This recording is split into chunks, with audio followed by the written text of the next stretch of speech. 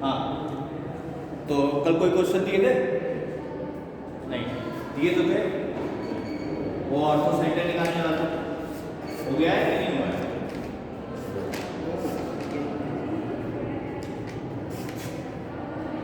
समझा तो दिया था मैंने करना कैसे, ठीक है, तो कर लीजिए। चलो ठीक है, आगे बढ़ो। अच्छा, जब मैंने तुमको बोला कि यदि एक लाइन का इक्वेशन लिखना है जो दो लाइन के पॉइंट ऑफ इंटरसेक्शन से पास होता है, तो उसका इक्वेशन क्या होता है? L1 + लैम्डा L2 बराबर 0, ठीक है। बट यदि मैं ये इंफॉर्मेशन डायरेक्ट दे दूं कि L1 + लैम्डा L2 बराबर 0, तो L1 और L2 जो होगा, सुनना मेरी बात ध्यान से, मैं जस्ट जो कल बोला था उसका उल्टा काम करने जा रहा हूँ, ठीक है। मैं कह रहा हूँ यदि मुझे एक लाइन का इक्वेशन लिखना है जो कि इन दोनों के पॉइंट ऑफ इंटरसेक्शन से पास कर रहा है, तो लाइन का इक्वेशन L1 + लैम्डा L2 बराबर 0, और ये पॉइंट हम कैसे निकाल सकते हैं? इन दोनों लाइन को सॉल्व करके। इन दोनों को सॉल्व कर लोगे तो यही पॉइंट ऑफ इंटरसेक्शन तो आएगा। ये बातें तो हम कल तक पढ़ेंगे, ठीक है। अब नेक्स्ट बात है कि यदि मुझे लाइन इस फॉर्म में ही गिवन है, L1 + लैम्डा L2 बराबर 0 के फॉर्म में, ठीक है, इसका मतलब ये जो लाइन होगा, ये एक नया लाइन होगा, ये जो लाइन होगा ये एक फिक्स पॉइंट से पास कर रहा होगा, और वो फिक्स पॉइंट यही है। सुनना मेरी बात फिर से रिपीट कर रहा हूं, थोड़ा सा क्वेश्चन में ये कंफ्यूजन या मतलब इजीली दिखेगा नहीं क्वेश्चन, और वही क्वेश्चन जो तुम पूछे थे वही है, ठीक है। क्वेश्चन है, मतलब इसका मतलब क्या है कि दो लाइन के पॉइंट ऑफ इंटरसेक्शन से पास होने वाला लाइन तो ये है ही है। अब मैं इसको उल्टा बोलूंगा कि ये जो एक लाइन है से L, ये एक फिक्स पॉइंट से पास कर रहा है, और वो फिक्स पॉइंट ये, ठीक है, और वो फिक्स पॉइंट ये है, ठीक है। और वो फिक्स पॉइंट निकलेगा कैसे? यदि मैं इन दोनों लाइन को आइडेंटिफाई कर लूं तो इसको सॉल्व कर लो, वहां से जो लाइन आएगा वही तुम्हारा पॉइंट, ये फिक्स पॉइंट होगा, ठीक है। तो अब जो हम क्वेश्चन करेंगे, यहाँ पे कुछ इस टाइप का भी क्वेश्चन आता है कि कोई एक इक्वेशन दिया होगा और तुमसे बोलेगा कि प्रूव करो या निकालो, प्रूव करो कि ये लाइन जो है एक फिक्स पॉइंट से पास है, और वो फिक्स पॉइंट क्या है वो तुम बताओ, ठीक है। तो वो वाला पार्ट हम करने जा रहे हैं, ठीक है। क्वेश्चन देखते हैं एक बार, तब वहां से ज्यादा क्लियरली समझ में आएगा, कॉन्सेप्ट के बेसिस पे बस यही, ठीक है। यहाँ तक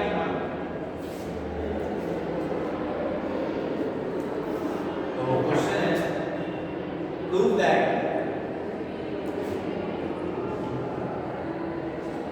the line sin theta plus 4 cos theta into x plus 2 sin theta into y plus 3 sin theta minus cos theta बराबर 0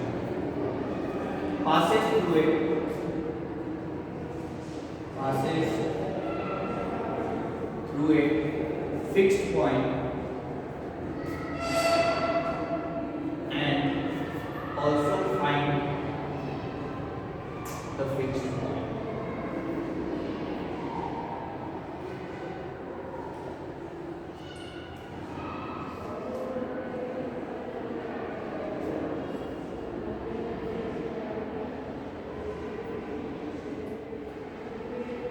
करो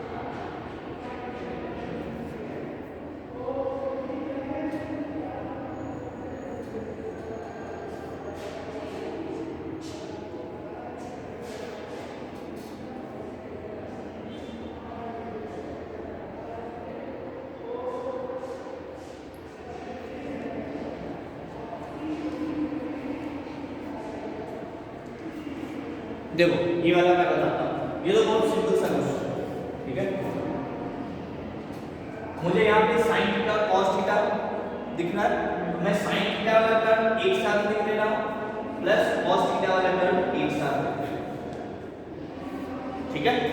तो sin थीटा के साथ यहाँ पे क्या है x है प्लस 2y है और प्लस 3, ठीक है।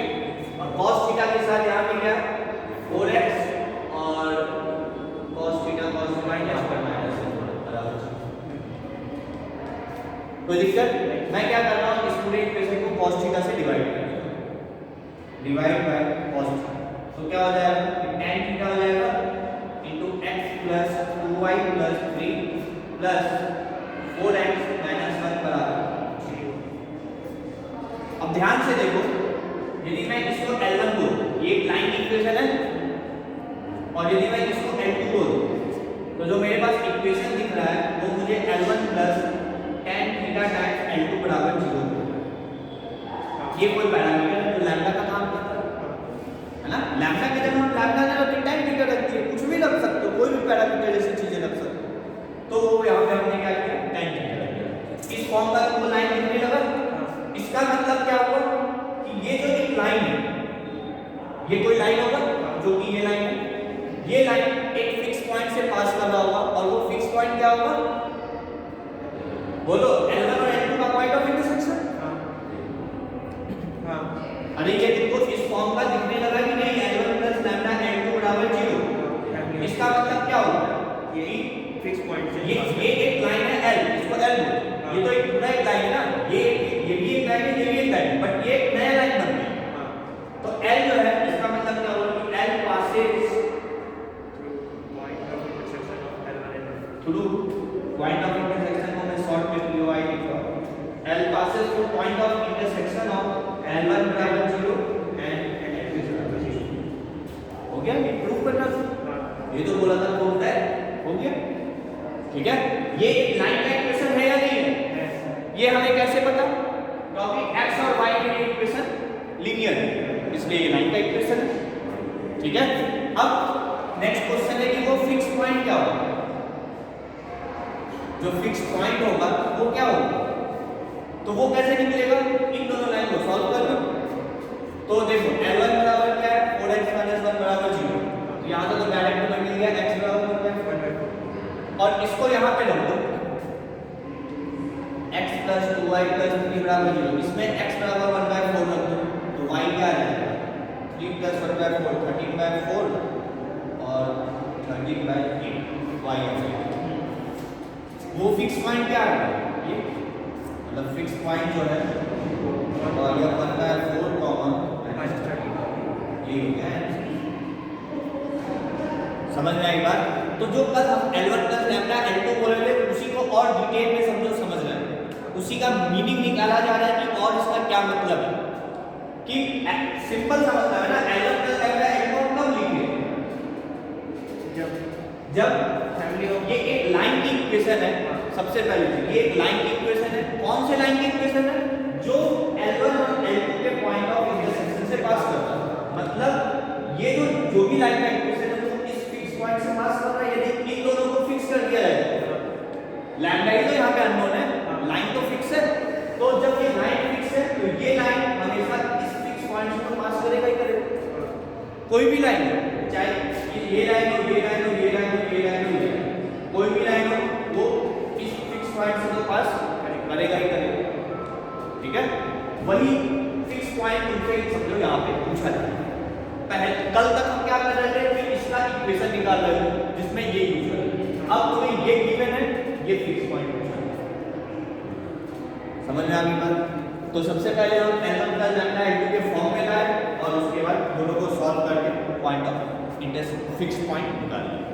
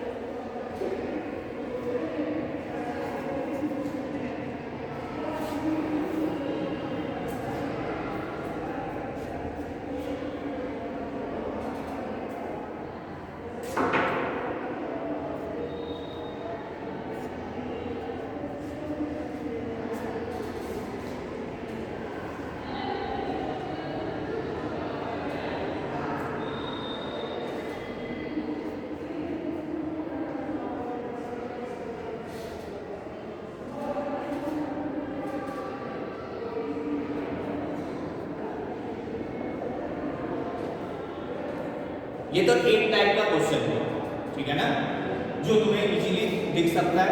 ये सिंपल सा क्वेश्चन कि L1 प्लस लैम्डा L2 के फॉर्म में दिख रहा है, तो वो जो लाइन होगा वो L1 और L2 के पॉइंट ऑफ इंटरसेक्शन से पास करेगा, वही फिक्स पॉइंट, ठीक है।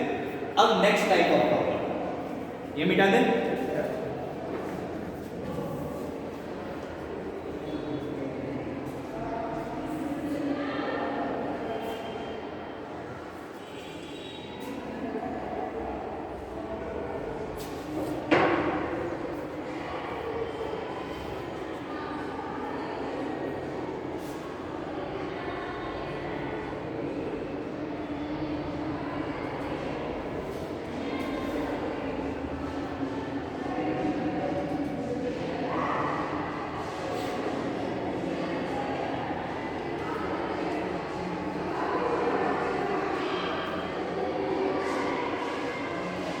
बोले देखो, अब फिर से एक वेरिएबल लाइन है, ठीक है, जो लाइन है वो वेरिएबल है।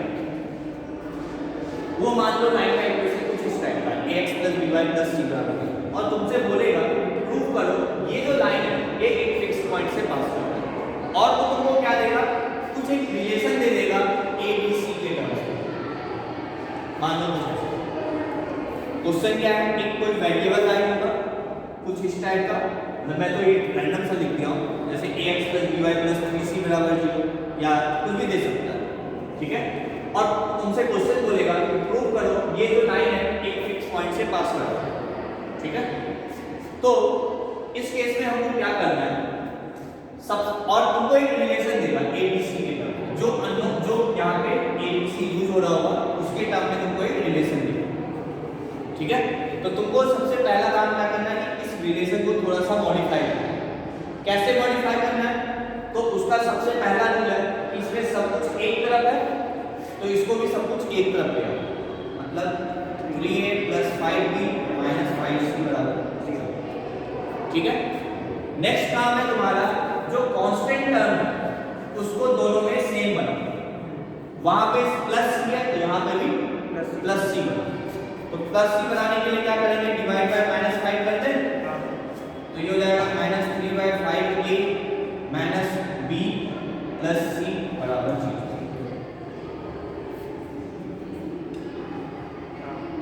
यहां तक समझ में आया। सबसे पहले क्या करना है, इस टाइप में कन्वर्ट करो, और उसके बाद कांस्टेंट टर्म वाला जो पार्ट है उसको दोनों इक्वेशन में सेम बनाओ। कोई दिक्कत यहां पर क्लियर है? यहां तक तुम्हारे पास ओरिजिनल इक्वेशन जो था वो ये था, है ना, और जो तुम्हें रिलेशन दिया है वो मॉडिफाई हो गया इसमें। अब इन दोनों को कंपेयर करो और ये सोचो कि मैं x और y की जगह क्या रख दूं जिससे मुझे ये इक्वेशन मिल जाए। तो देखो a तो a है, यहाँ पे x की जगह क्या है -3/5 और y की जगह क्या है, यहाँ b है, यहाँ भी b है, y की जगह क्या है -1 c वाला पार्ट सेम है, ये हम पहले मॉडिफाई कर लिए। तो ये जो लाइन है, ये लाइन, यदि किसी लाइन में एक रिलेशन तुमको दिया है ऐसा रिलेशन, तो ये रिलेशन देने का मतलब हुआ कि ये जो लाइन है वो एक फिक्स पॉइंट से पास कर रहा है, और वो फिक्स पॉइंट समझ में आएगा क्यों ये फिक्स पॉइंट है।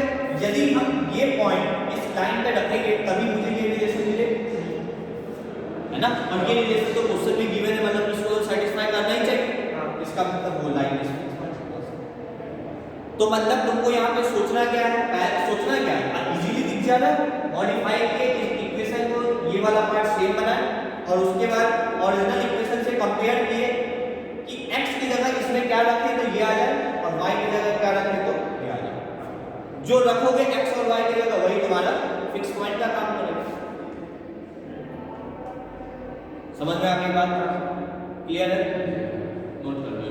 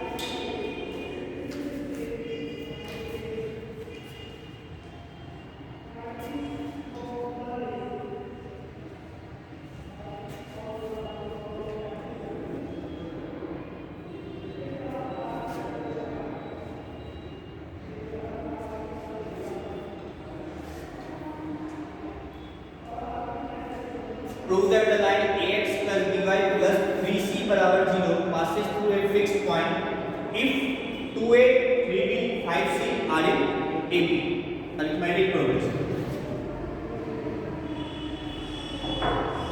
करो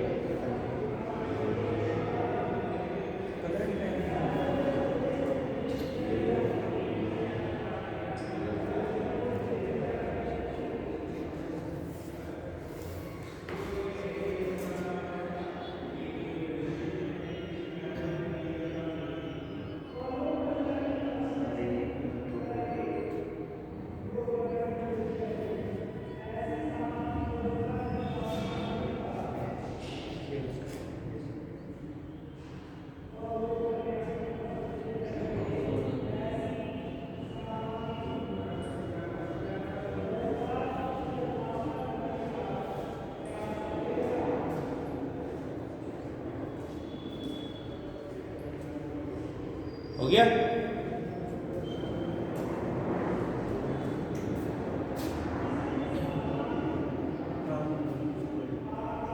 देखो लाइन जो है वो इस फॉर्म का है ना और रिलेशन के लिए तुमको ये बोला है कि ये एपी में है ना तो एपी में है तो क्या होता है यदि ए बी सी तीन नंबर्स एपी में तो क्या होता है 2b बराबर a प्लस c रहना है ना बस 2 into 3b बराबर 2a plus 5c तो क्या होगा 6b बराबर 2a plus 5c सबको एक कर लिया 2a minus 6b plus 5c बराबर 0 अब तुम्हें जो इसको मॉडिफाई करना है वो उसमें 3c वाला पार्ट होना चाहिए 3/5 चलिए तो क्या करें 3/5 से डिवाइड मल्टीप्लाई कर दें तो मल्टीप्लाई बाय 3/5 तो ये हो जाएगा 6/5a और ये 6 3 जाएगा 18/5b और ये हो जाएगा 3c बराबर 3c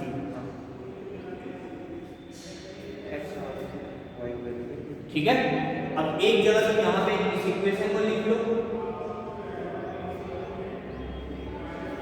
और इसी के नीचे इस इक्वेशन को मैच कर लो कि x की वैल्यू क्या होगी और y की वैल्यू क्या होगी ये फिक्स पॉइंट होगा समझ में आई बात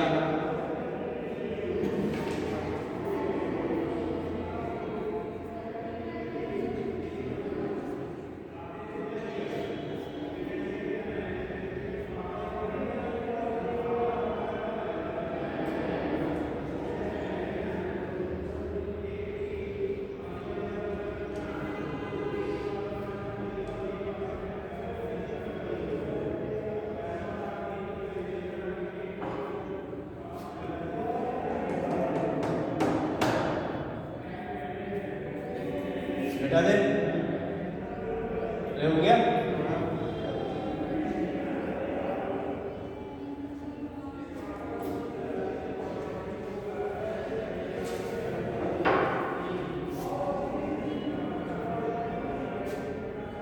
अब देखो जो तुम क्वेश्चन पूछे थे हो गया तुम्हारा वो क्वेश्चन देखो पहले बोला कि x इंटरसेप्ट मान लो a y इंटरसेप्ट b है तो लाइन का इक्वेशन तुम ये लिख सकते हो तो लाइन का इक्वेशन डायरेक्ट ना देके तुमने इस तरीके से लिखवा दिया अब तुम्हें एक रिलेशन दिया था कि 1/a + 1/b बराबर 1/2 आया था है ना इस साइड में 1 कर लो ये तुम इधर भेजोगे 2/a + 2/b बराबर 1 अब कंपेयर कर लो ये कौन सा फिक्स पॉइंट पास करता 2,2 समझ में आ गई बात ठीक है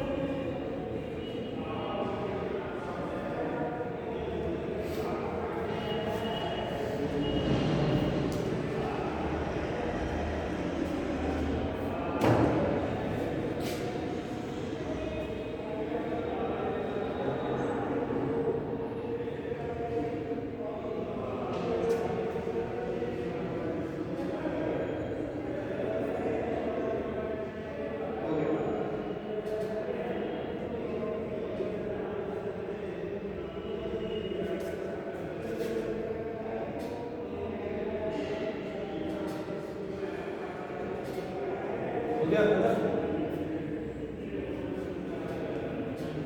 ठीक है। कोई दिक्कत? Next question.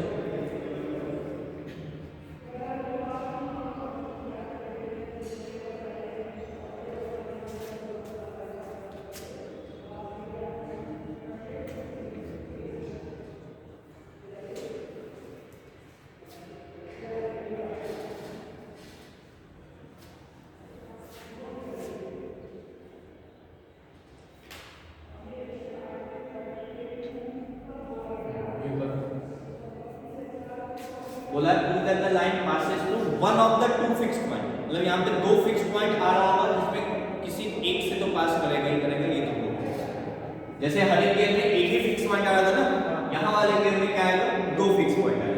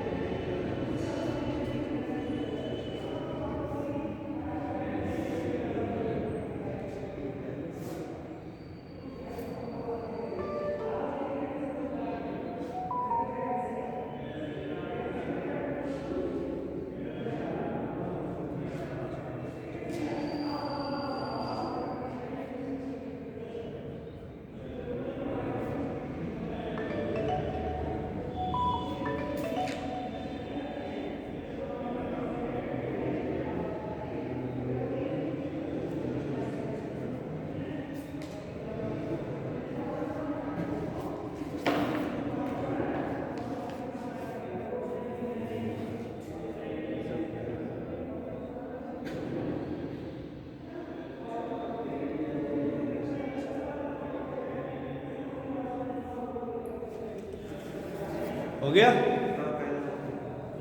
क्या है बोलो?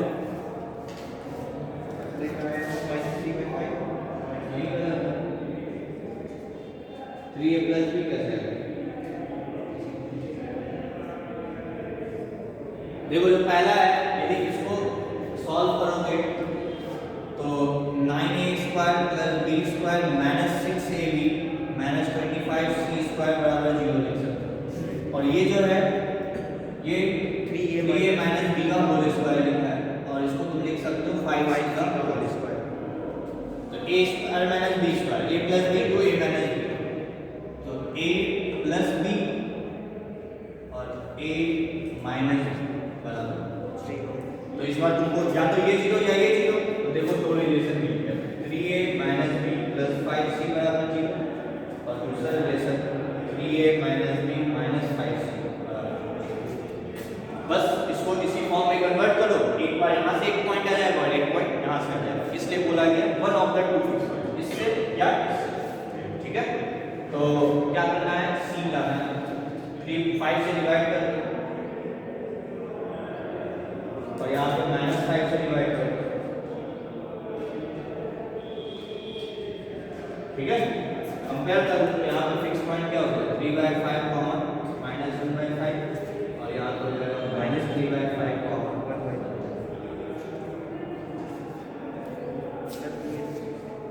ठीक है, हाँ बता दो, ये नोट कर लो, क्वेश्चन लिख देना ये वाला।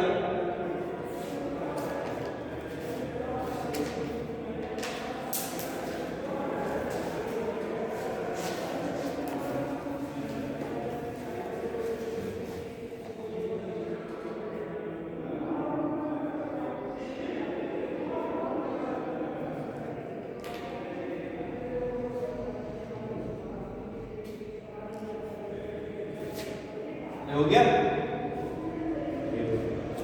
ये सॉल्यूशन तो हो गया।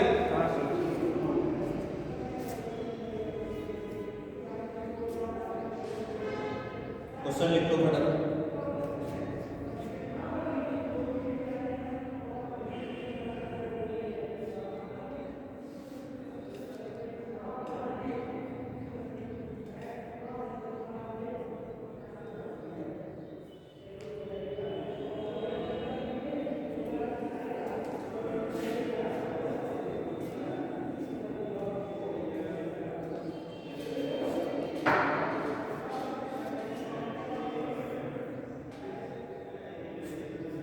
जब भी फिक्स पॉइंट वाला क्वेश्चन दिखे तो तुम जो मैं पार्ट अभी करवाया वही पार्ट सोचो कि लाइन का इक्वेशन लिख लो, या तो गिवन होगा या इक्वेशन लिख लो, और एक रिलेशन तुमको गिवन होगा वो लिखो, और दोनों को एक ही फॉर्म में कन्वर्ट करो और तब कंपेयर कर लो x और y की वैल्यू क्या, वही फिक्स पॉइंट हो जाएगा। समझ में आ गई बात? लिख लिए क्वेश्चन। देखो मैं क्वेश्चन समझा, एक लाइन है ये लाइन, ठीक है, और n पॉइंट्स, इसका मतलब जब i की जगह 1 रखोगे तो एक पॉइंट आ गया x1 y, दूसरा पॉइंट आ गया x2 y, ऐसे x and y के n पॉइंट्स, कुछ मान लो यहाँ पे होगा और कुछ यहाँ पे, ठीक है। ये सारे पॉइंट जो है ये फिक्स है, ठीक है, ये लाइन वेरिएबल है, या ये तो यहां तक का मतलब। अब बोला है prove that algebraic sum, algebraic sum का मतलब यदि वैल्यू प्लस आ रही है तो प्लस लो, माइनस आ रही है तो माइनस लो, तुमको उसका, क्योंकि देखो यहां पे लिखा है length of perpendicular, length of perpendicular का फार्मूला क्या होता है, c2 - c1, length of perpendicular parallel line से इसका डिस्टेंस नहीं, इक्वेशन में रख देंगे, इक्वेशन में रख देगा, उसका मॉड लेते हैं, क्योंकि डिस्टेंस की बात कर रहे हैं तो मॉड लेते हैं, बट हम यहाँ पे मॉड नहीं लेंगे, क्यों, क्योंकि बोला अलजेब्रिक सम, समझ आ गया। अलजेब्रिक सम का मतलब वही, प्लस आया तो प्लस लिखो, माइनस आया तो माइनस लिखो, ठीक है। Algebraic sum of length of perpendicular from given point, मतलब यहाँ से हम परपेंडिकुलर ड्रॉ किए सारे पॉइंट्स, ठीक है। इनका मान लो ये P1 है, ये P2 है, ये P3 है, ये P4 है, और ऐसे ही मान लो आखिरी में भी Pn पॉइंट से तो n होगा। जो ये इनका सम है मतलब p1 plus p2 plus p3 plus p2 pn, ये जो है तुमको वैनिश हो जाएगा, मतलब ये जीरो हो जाएगा। ठीक है, अब तुम खुद सोचो यदि मैं सबको मॉड लगा दूं तो पॉजिटिव वैल्यू होगी ना, सारी पॉजिटिव क्वांटिटी क्या कभी जीरो हो सकती है? नहीं, है ना, वो कभी जीरो होगा नहीं, इसलिए लिखा गया है एल्जेब्रिक सम। मतलब कुछ पॉइंट इधर होंगे, कुछ पॉइंट इधर होंगे और उनका नेट सम जो आ रहा होगा वो जीरो आ रहा होगा। समझ में आ गई बात? एल्जेब्रिक सम मतलब ये जीरो है तो तुमको प्रूव करना है कि ये जो लाइन है ये एक फिक्स पॉइंट से पास कर रहा है और वो फिक्स पॉइंट तुमको निकालना है। तो कहने का मतलब है सिंपल सा, मतलब हम फिक्स पॉइंट में हमें दो चीज चाहिए होता है, एक तो लाइन का इक्वेशन, क्वेश्चन क्लियर हो गया ना, एक तो लाइन का इक्वेशन और दूसरा एक रिलेशन ए बी सी के टर्म्स में। वो रिलेशन वो तुमको यहां से मिल रहा है, वही रिलेशन तुमको पहले निकालना है और उसके बाद कंपेयर करना है, बस ये काम है। समझ में आया क्या करना है? रिलेशन निकालो, कुछ नहीं करना है, खाली p1 का फॉर्मूला लिखो, p2 का लिखो, p3 का लिखो और सबको ऐड करना है, तो कोफिशिएंट कलेक्ट करो, बस आंसर आ जाएगा। करो इतना।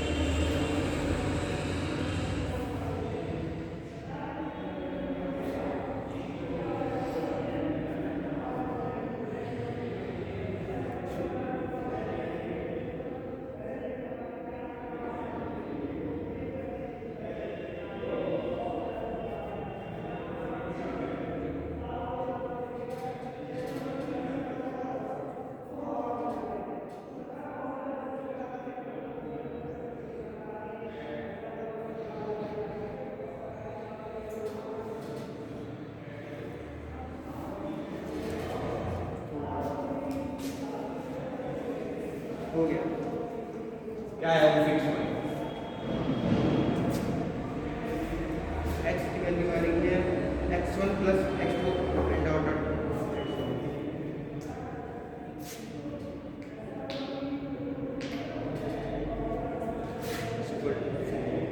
ये करना है ना। p1 क्या होगा? p1 का मतलब हुआ कि x1, y1 से जाने का परपेंडिकुलर डिस्टेंस। तो हम क्या करते हैं, x1 और y1 को लाइन में रख दो, b/1 plus c upon under a square plus b square. Mod नहीं लगाना है बस। ऐसे ही p2 क्या होगा, ax2 plus by2 plus c upon under a square plus b square and so और लास्ट होगा axn plus byn plus c upon under a square plus b square बराबर 0। ठीक है, ये चीज सबके नीचे है तो इसको तो हम हटा सकते हैं क्योंकि पॉजिटिव होगा तो हम मल्टीप्लाई कर सकते हैं। ठीक है, अब x1 वाला देखो क्या है, x1 plus x2 plus x3 plus xn सबके साथ a है, यहाँ पे a कॉमन ले लो और ये ब्रैकेट में आ गया। ऐसे ही y वाले टर्म को दे plus b times y1 plus y2 plus y3 plus up to yn plus c सब जगह, तो c plus c plus c plus c plus n time क्या हो जाएगा n y n कर देंगे। समझ में आ गई बात? तो ये हो गया a टाइम्स। अच्छा मैं इसको क्या लिख सकता हूँ, sigma x xi into y from 1 to n by n और n से डिवाइड करना पड़ेगा मुझे क्योंकि c का कोएफिशिएंट मुझे 1 बनाना है, इसलिए डिवाइड ऐसे ही b sigma i from 1 to n yi upon n plus c। अरे समझ में आया या नहीं? और लाइन की इक्वेशन जो है वो है ax plus by plus c के सब चीज 0। बस कंपेयर कर लो। फिक्स पॉइंट क्या आ गया, ये फिक्स पॉइंट आ गया sigma i from 1 to n x i i y i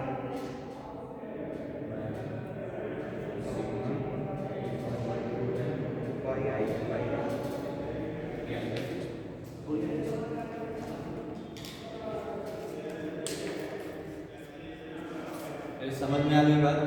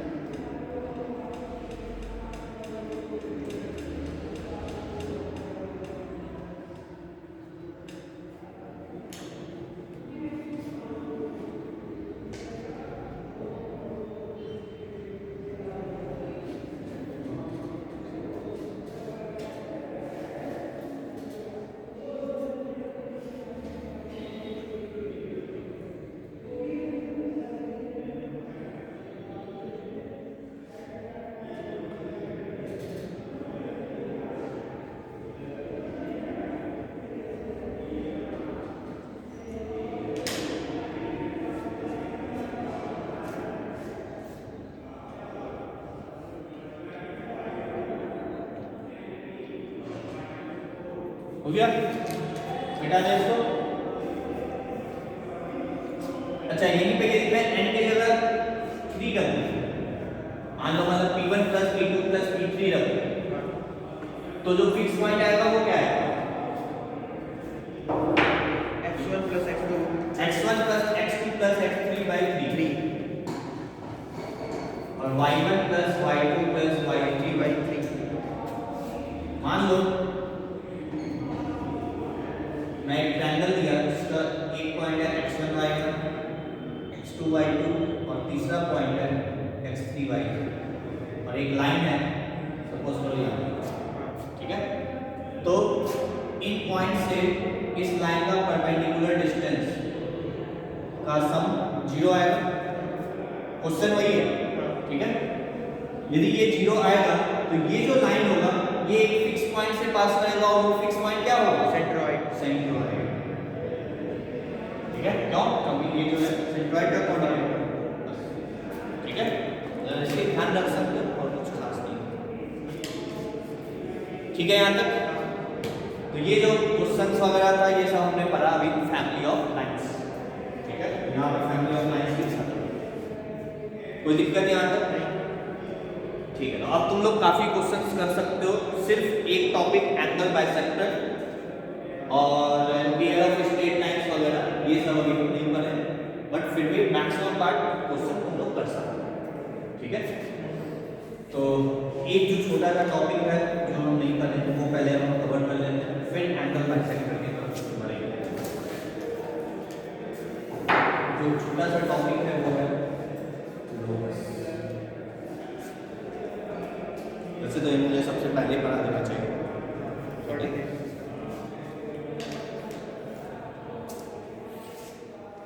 locus का मतलब क्या है?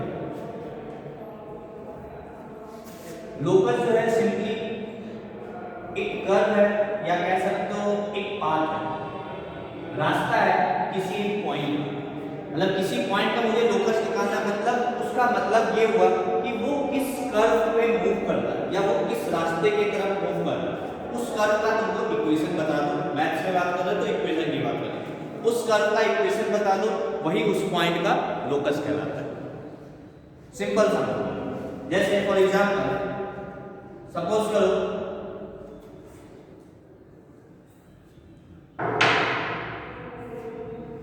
एक लाइन है जो इस P पॉइंट से पास कर रही है, ठीक है, तो बहुत सारे लाइन हो सकते हैं, और एक पॉइंट है Q यहाँ, ठीक है।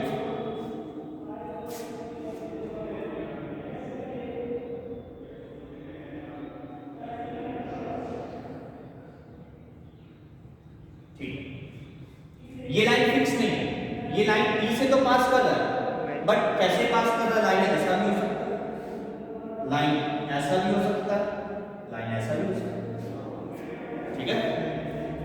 अब मैंने क्या किया, इस Q से मुझे हर एक लाइन से परपेंडिकुलर डिस्टेंस निकालना है, ठीक है।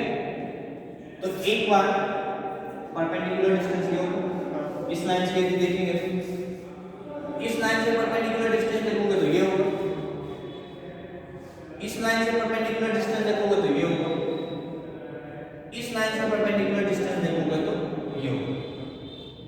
तो मुझे एक पॉइंट है जो वेरिएबल पॉइंट है, और वो पॉइंट है कि मैं यहां से जो परपेंडिकुलर ड्रॉप करूं कैसे लाइन पे जो P पॉइंट से पास कर रहा है, उस पॉइंट का लोकस क्या होगा।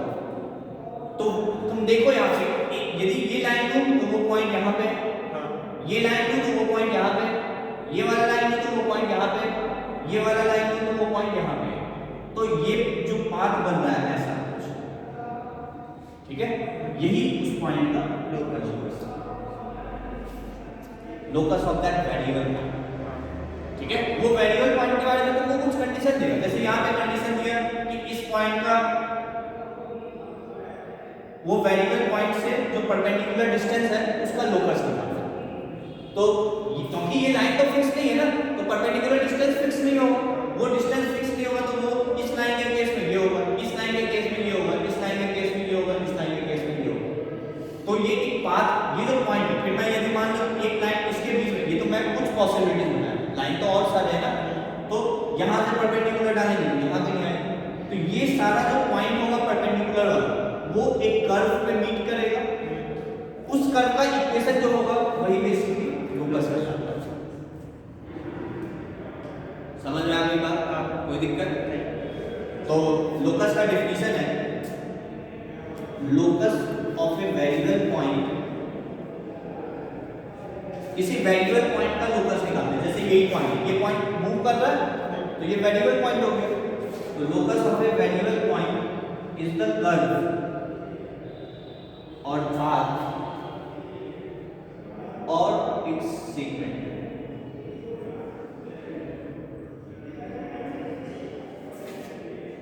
over which the point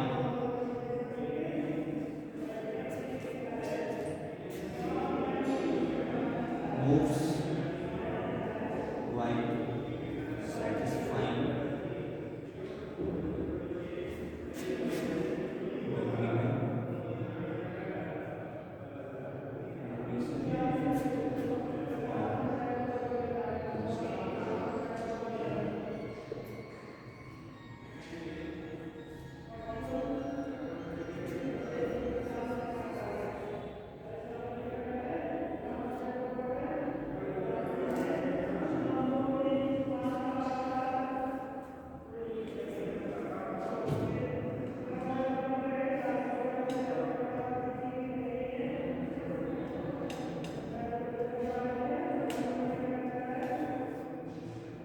simple सा लोकस का मतलब है कि किसी भी पॉइंट का क्या पाथ है, क्या कर्व है, या ट्रेजेक्टरी कह सकते हो, फिजिक्स के टर्म में ट्रेजेक्टरी वर्ड यूज किया जाता है। ट्रेजेक्टरी है मतलब किस रास्ते से वो चला, जैसे मान लो मेरे को यहाँ से वहां जाना है, तो मैं इधर से घूम के जाऊँ, इधर जाऊँ, तो इसमें जो रास्ता है उसका इक्वेशन निकालना है, वही बेसिकली क्या कहलाता है, लोकस। तो सिंपली जो कर्व है या पाथ है वो लोकस है।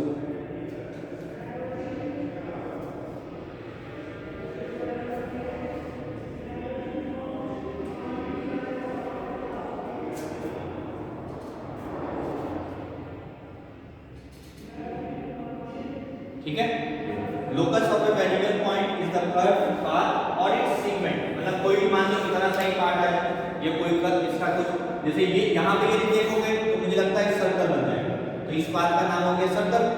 ठीक है, यदि थोड़ा सा ही पार्ट है तो हम कह देंगे कोई सेगमेंट है। ठीक है, over which the point moves while satisfying the given condition of construction. जो भी कंडीशन दिया हो उसके अकॉर्डिंग आप निकाल सकते। ठीक है यहाँ तक?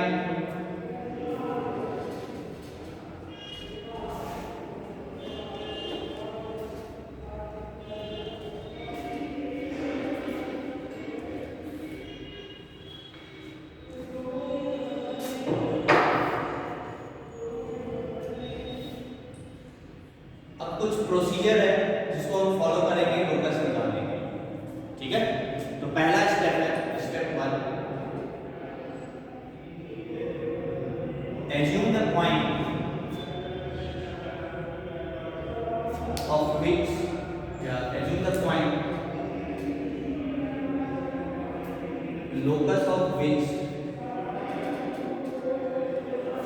is to be found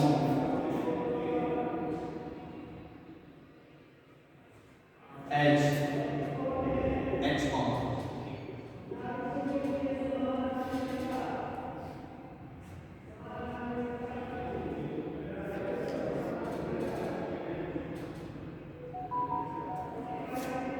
step 2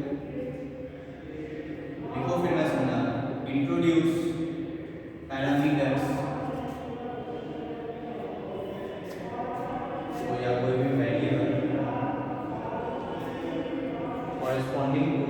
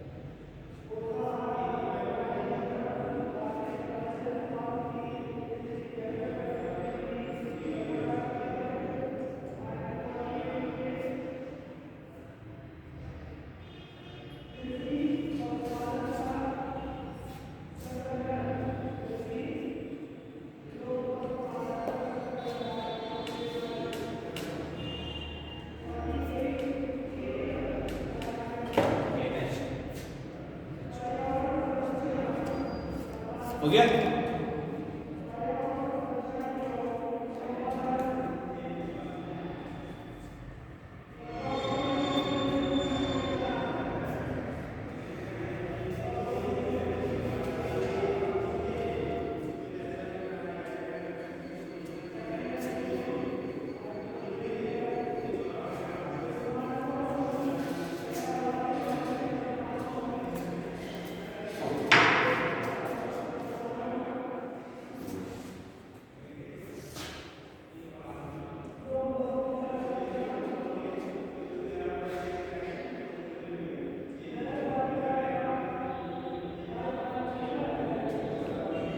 बोले देखो मैंने पहला स्टेप क्या लिखा कि जिस पॉइंट का लोकस निकालना है तुमको उसको तुम क्या मानो एच के। तो मेरे को एक लाइन जो है वो पी से पास करना है, जो मैं क्वेश्चन समझाया था मैं उसी क्वेश्चन को लेके यहाँ पे तुम्हें सब कुछ समझा रहा कि वो जो लाइन है वो से अल्फा गामा बीटा से पास करता है और क्यू जो है वो से गामा और डेल्टा। ठीक है, तुम्हें किस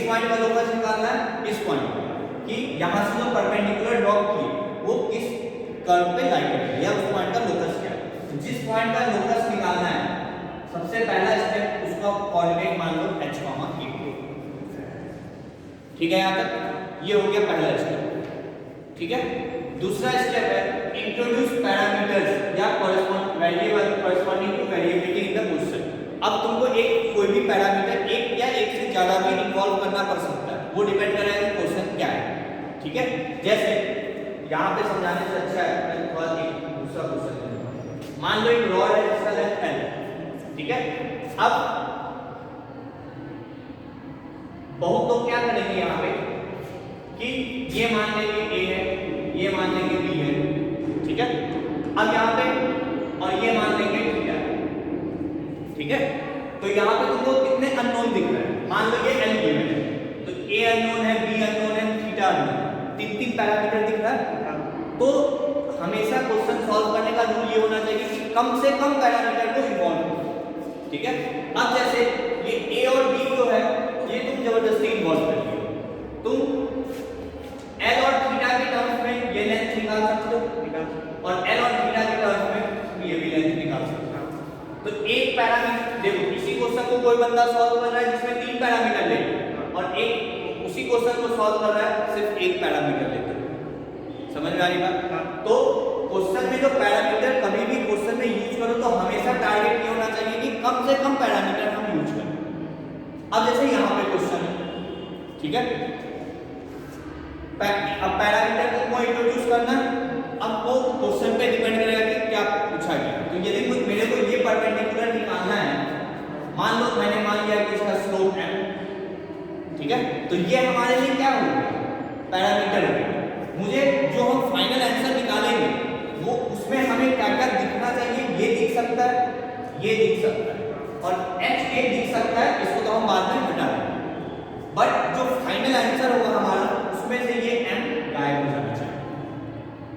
ठीक है, अब पहले इस m का यूज करने के लिए जो तुम 8 to 9 का इक्वेशन लिखोगे वो क्या होगा, या चलो इसको भी m मान सकते हो, चलो ठीक है इसको m मान सकते हो, मान नहीं तो इस लाइन का इक्वेशन क्या होगा, y माइनस गामा बराबर m times y minus delta बराबर x माइनस गामा। ये इस लाइन का इक्वेशन होगा। इसमें अननोन क्या है? m। ये तो तुमको पता है और ये भी तुमको पता है ना। अननोन क्या है यहाँ पे? m। तो ये हो गया step 2, introduce parameters corresponding to variability in the question. ठीक है, मुझे ये परपेंडिकुलर का ही तो काम है, इसी का तो यूज करना है। उसका स्लोप मैंने मान लिया है, बिना पैरामीटर माने भी तुम क्वेश्चन को सॉल्व कर सकते हो। ठीक है, ऐसा कोई जरूरी नहीं है कि मानना ही है पैरामीटर। कोई क्वेश्चन बिना पैरामीटर माने भी सॉल्व हो सकता है। जैसे यही क्वेश्चन हम बाद में दूसरे तरीके से करेंगे तो ये बिना पैरामीटर माने भी सॉल्व हो जाएगा। बट इन जनरल ये 4 स्टेप है जो तुमको फॉलो करना है लोकस निकालने के लिए, वो मैं तुमको समझा दूं। स्टेप 2 समझ में आ गया? कोई दिक्कत नहीं। नेक्स्ट क्वेश्चन, नेक्स्ट स्टेप है कि जो पैरामीटर तुम माने हो उसको हटाओ। Eliminate parameter using given condition और कंस्ट्रेंट। तुमको इस पैरामीटर को हटाना है। ठीक है, तो कैसे हटेगा? अब ये जो लाइन है ये इस पॉइंट से पास कर रहा है, तो यहाँ पे y और x की जगह h के रख सकते हैं। तो ये हो जाएगा k माइनस डेल्टा बराबर m times x minus gamma. तो यहाँ से m की वैल्यू क्या आ गई? k minus delta y h minus gamma. ये m की वैल्यू आ गई, कोई दिक्कत? अब एक इंफॉर्मेशन जो तुम यूज नहीं की, ये जो लाइन है ये इस लाइन के परपेंडिकुलर है, तो इस लाइन का इक्वेशन लिख सकते हो। क्या होगा? y माइनस बीटा बराबर स्लोप की जगह माइनस होना है, m यूज करो x माइनस अल्फा। ये भी लाइन h के से पास कर रहा है, तो यहां पे तुम k और h रख सकते हो और ये m की जगह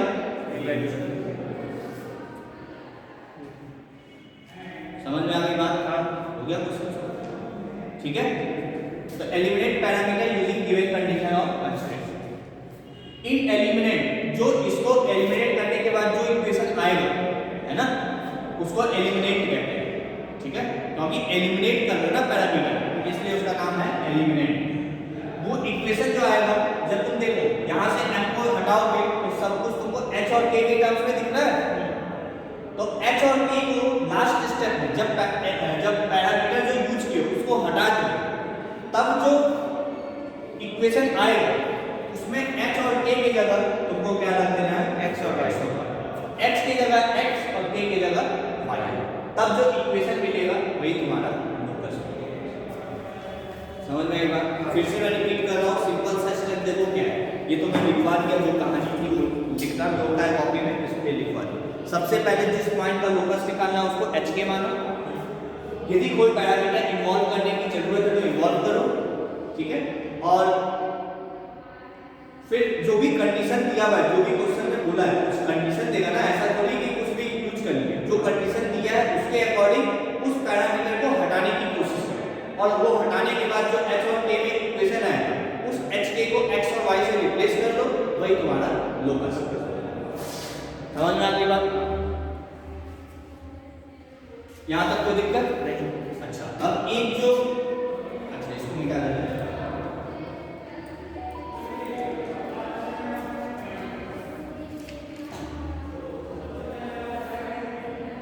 मैथ्स में हमेशा एक चीज याद रखो कि यदि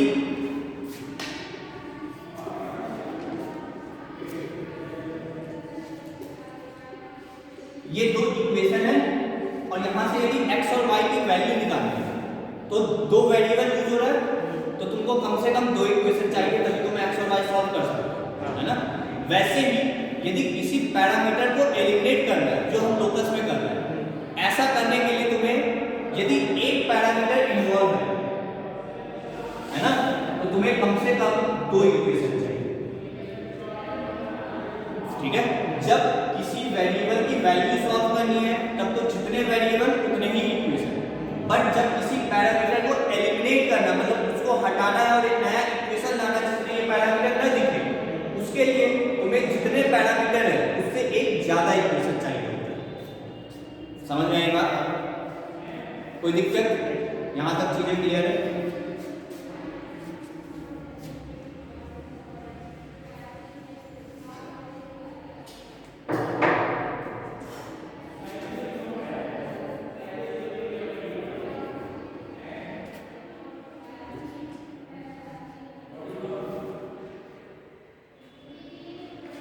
अब जैसे देखो यही क्वेश्चन जो था,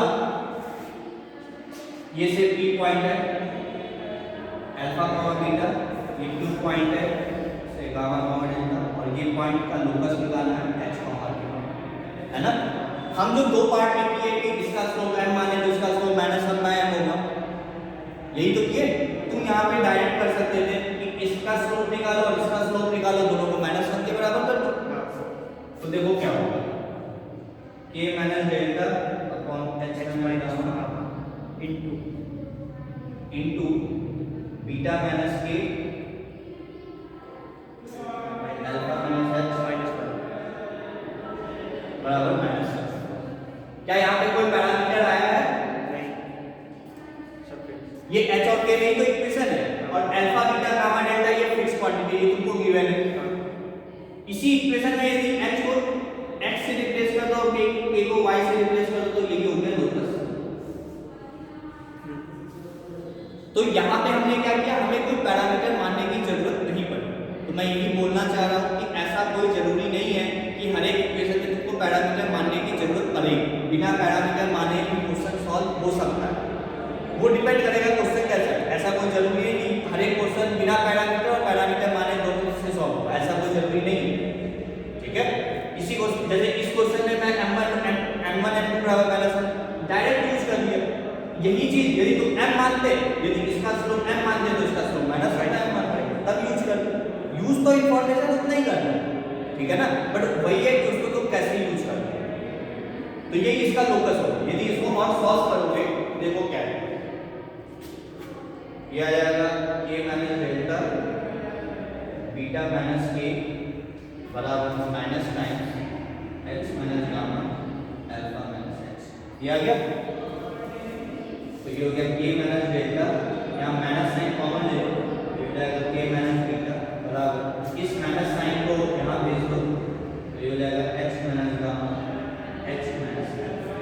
ये हो गया, इसको भी इधर ले लो या इसको उधर ले लो, तो ये हो जाएगा h minus alpha h minus gamma plus k minus beta k minus delta.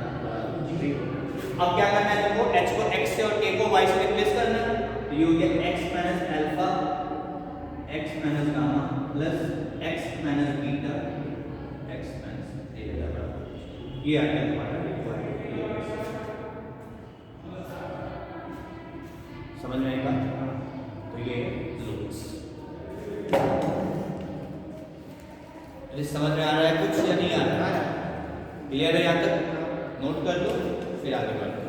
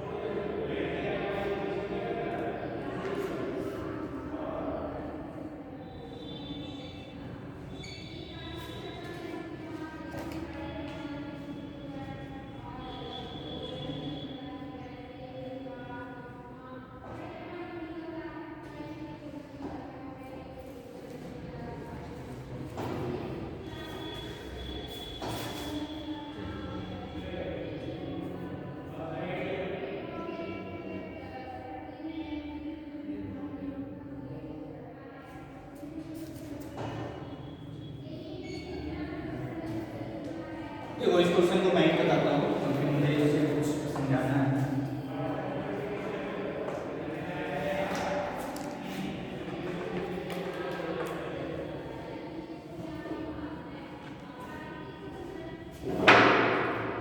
देखो पहले क्वेश्चन समझो क्या है कि एक लाइन है L1, एक लाइन है, ये इंटरसेक्ट कर रहा है पॉइंट ए। ठीक है, तो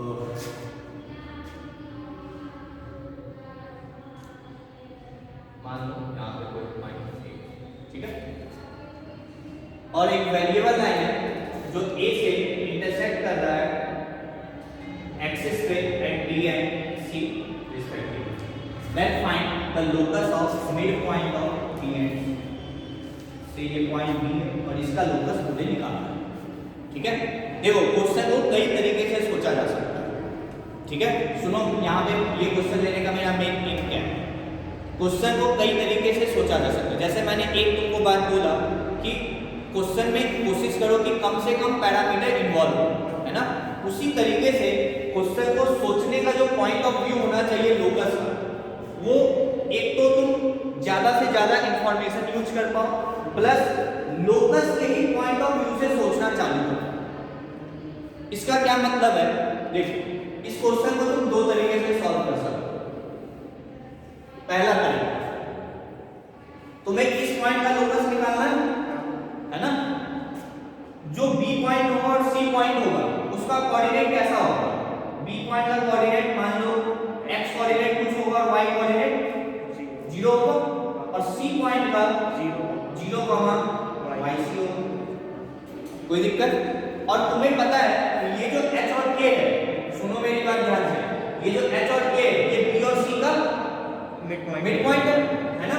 मतलब एक्स बी प्लस 0/2 बराबर क्या होगा एच, मतलब यहाँ से एक्स बी बराबर क्या है 2h।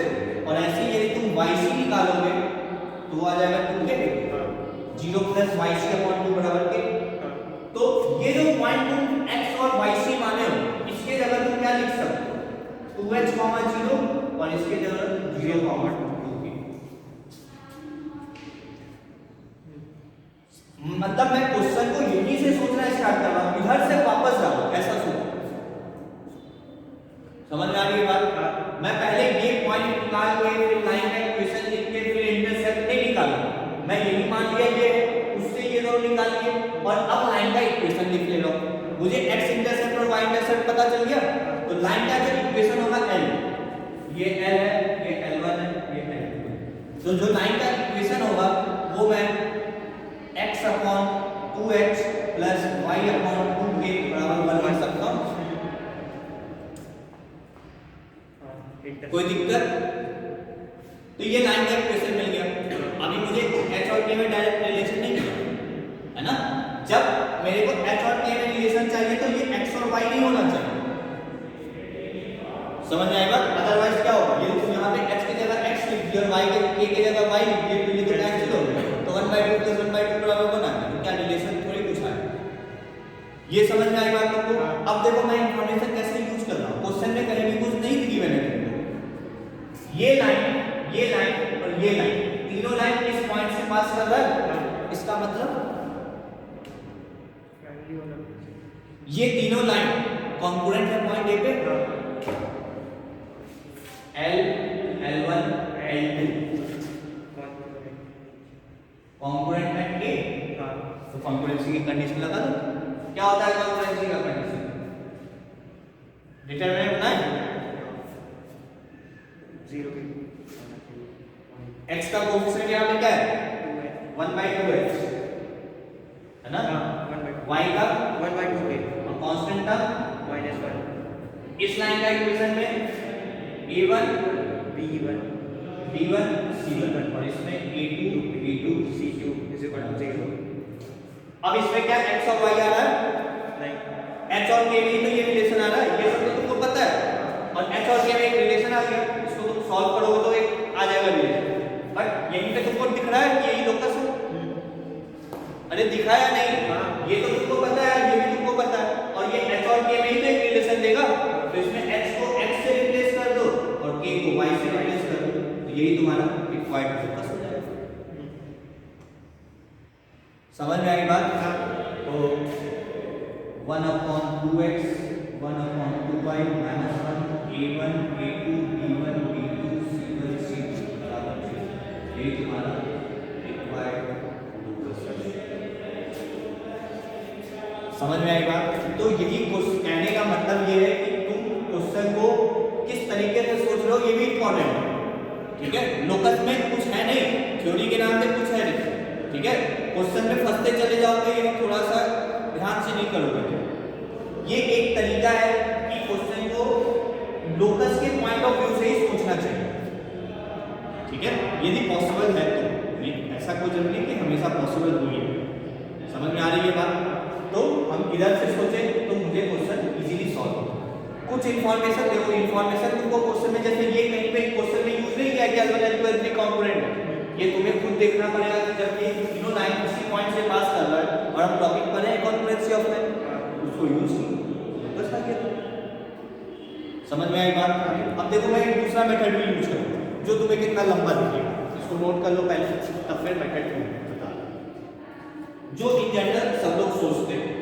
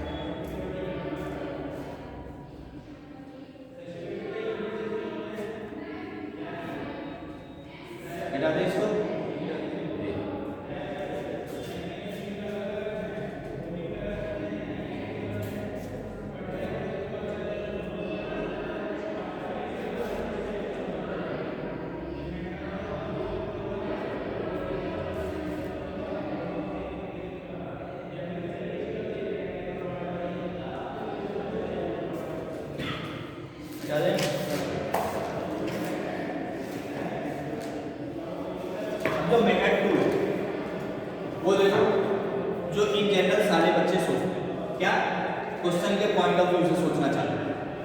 लेट ये दो लाइन है, इनमें से एक पॉइंट है, चलो पहले फिगर तो वही बनेगा,